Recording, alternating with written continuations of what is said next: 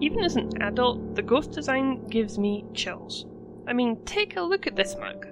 I'm surprised the baby ponies took such a brave stance against it when it floated onto the scene. As you might have guessed, we're taking a look at the episode The Ghost of Paradise State. But there's more to this phantasm than it may at first appear. This is Pluma, a magical, shape-shifting bird that lived in Dream Valley a very long time ago. I love the designs of Pluma, both as a bird and an apparition. Her swan-like elegance is a fun contrast to her jittery and underconfident personality. Pluma has come to scare the ponies out of their home, because under their house is the remnants of a magical pendant holding the Flash Stone, a powerful device used to bring about the thoughts of its wielder into reality. You'll be glad to hear Pluma isn't planning to use it herself, but does plan to bring it to our villain Squark to free her grandfather. Unfortunately, not before destroying the little pony's home.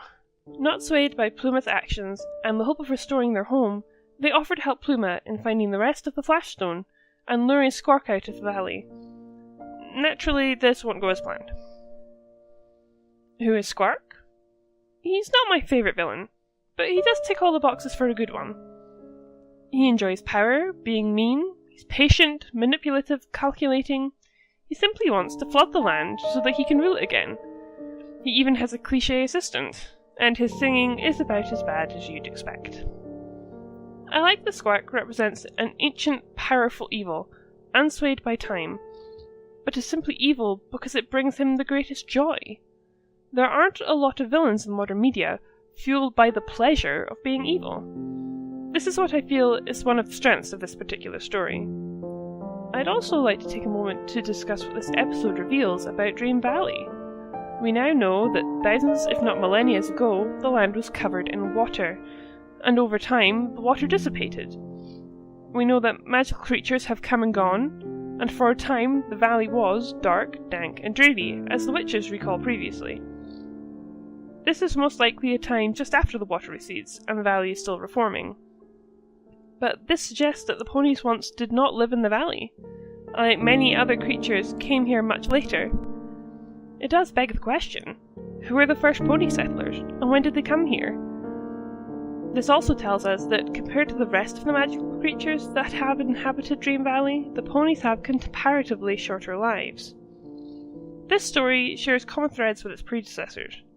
The ponies attempt a rescue of some kind, they are captured, escape with seconds to spare, lure the villain away from their safe place, and defeat them. However, as an added thought, in defeating Squark, Megan and the little ponies are now in possession of the Flash Stone. Megan initially uses it to restore the valley from the devastation caused by Squark and the little pony's home. She then destroys it by shattering it. The ponies question her decision to destroy it. Naturally, the writers decide that Megan is morally pure, and she tells them that it had too much potential to corrupt and to be used for ill. I am amused that the ponies considered that it would have been better to protect the stone than to destroy it. This demonstrates the naivety of ponies, and shows that their lack of strong leadership causes them to revert to cold-like behaviour. We know this is a show for children, but consider the difference if there was no morally decisive figure such as Megan. Megan again represents the ideal girl that the writers want the watchers to emulate. Well, that was a good ramble. Hopefully I didn't bore you with my views on the moral integrity, or lack thereof, of the young pony society.